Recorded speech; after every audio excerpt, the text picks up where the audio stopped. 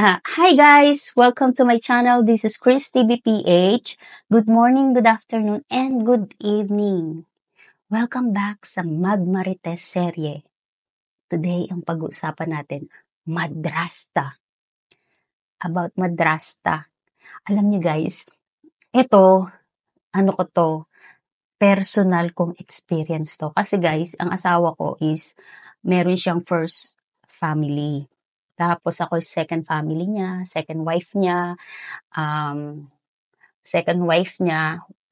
pero bago ko siya nakilala, na-divorce na siya, tapos yun, nakilala ko siya.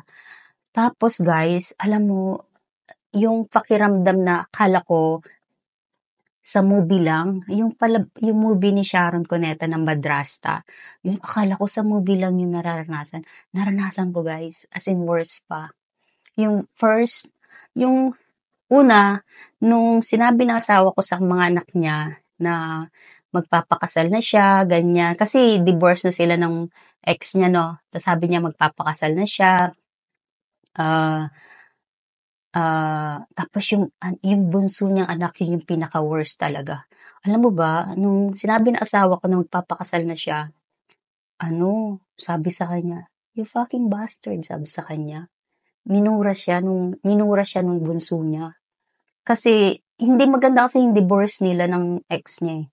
Kasi yung ex niya, parang nilason niya yung isip ng mga anak niya. May dalawa kasi silang anak na babae. Nilason yung ex niya yung isip ng dalawa niyang anak. Tapos, kaya yung nakilala ko yung husband ko pala is 47 years old siya. Tas ako 32. Nung kinasal kami. Tapos, basta ganun yung sistema is yung kwento. Sinisiraan nung ex niya siya sa mga anak niya. Kaya yung acceptance nung mga anak niya doon sa kasal namin is hindi maganda.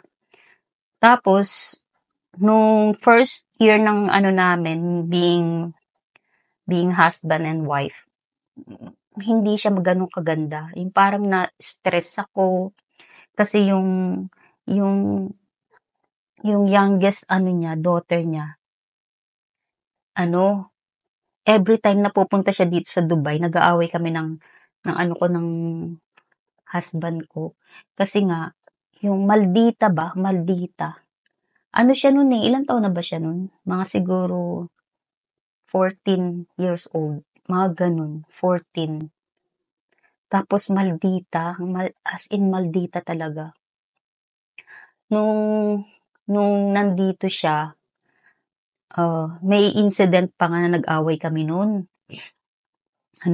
Kakapanganak pa nga lang noon, mga 4 months na yung panganay ko. Tapos pumunta siya bakasyon. Tapos parang hindi niya matanggap na kasal na yung daddy niya. Tapos may anak na kami. Parang hindi niya matanggap.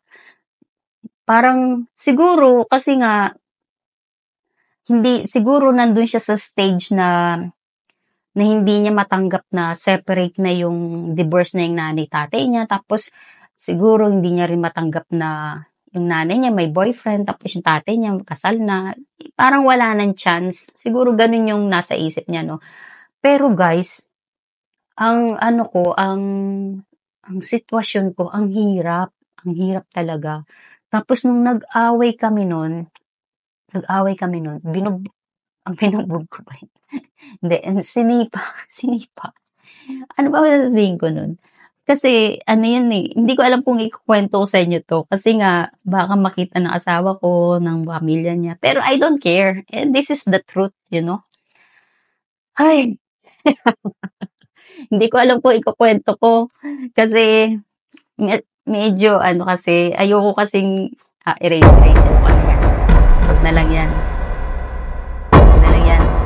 Erase.